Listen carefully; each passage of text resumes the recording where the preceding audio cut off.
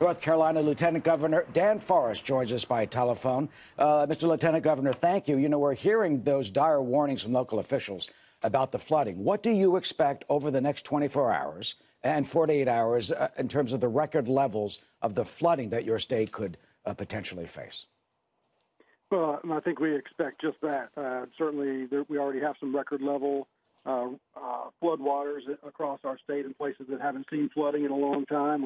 I'm actually down at Morehead City right now, which is one of the places that was the hardest hit by the storm. So we're at the Emergency Operations Center here. We've been to New Bern, which got hit by a bunch of flooding as well. There's a lot of wind damage, too. It took us from Raleigh. It took us about 6 hours to get down here, which is normally a 2-hour trip. So a lot of power lines down, a lot of roads flooded, very hard to get around. So it's obviously hard to get people and stuff in and out of these places that have been impacted by this storm. So it's going to take a long time to just get through the rescue period, much less the recovery period. But, yeah, the real issue is these rising waters. The rain continues to come down here, and the floodwaters are going to continue to rise. So people need to, if they're in a flood zone from these rivers, they need to get out. And we also need to make sure that people aren't trying to drive through flooded roads and that sort of thing. Yeah, what are the conditions like where you are right now? And are there people calling in, asking for help who are still trapped? Yeah, that really hasn't stopped. I don't know if there's any active emergency evacuations going on right now, but there certainly were overnight. We had the Coast Guard that was actually rescuing people from Parker's Island, where the bridge was out there. They had to fly in. It's dangerous enough. In the middle of the storm, they had to fly in to rescue people. We've had some 350-plus swiftwater rescues in different parts of the coast here, so that continues to go on, and it probably will keep on going on. We're bringing in some more swiftwater rescue folks from the western part of our state to help out. So there's a lot of people engaging here. There's actually thousands of people with the local, state, and federal officials that are working on this. So certainly everybody's doing the best they can under the conditions that exist right now. Yeah, Lieutenant, we've seen the effects, after dealing with Houston. We saw what happened with Katrina. Do you think that the federal and local officials and state officials are now better prepared because these type of incredible storms seem to be happening with more frequency?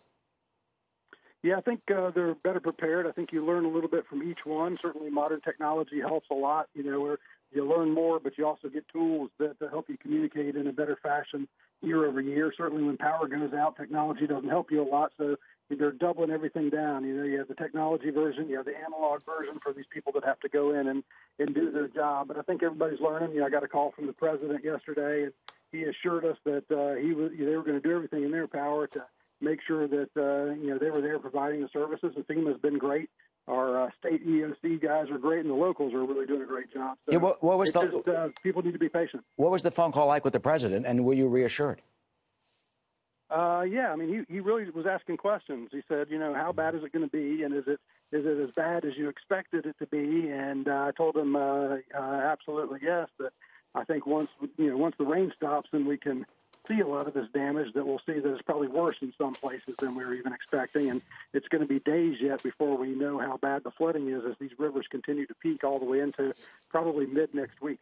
And what do you expect then to happen mid next week, and how do you plan for that? I mean, you've never seen anything like this. Talk about the Cape Fear River, cresting 62 feet. Yeah, I mean, that's unprecedented, obviously. Cape Fear is not one that generally gets flooded like that. It's a very large river anyway, and so it's obviously just days and days and days of the storm pushing water up the river. Normally our problem is water coming down the river from the mountains in the central part of the state, and it floods over days. But this one, we're going to hit the double whammy. We got the water coming in, and then you're going to have the water coming back down as the storm passes up through the mountains in the central part of our state. So it's going to be a double whammy. I think we know where those flood danger zones are in our state.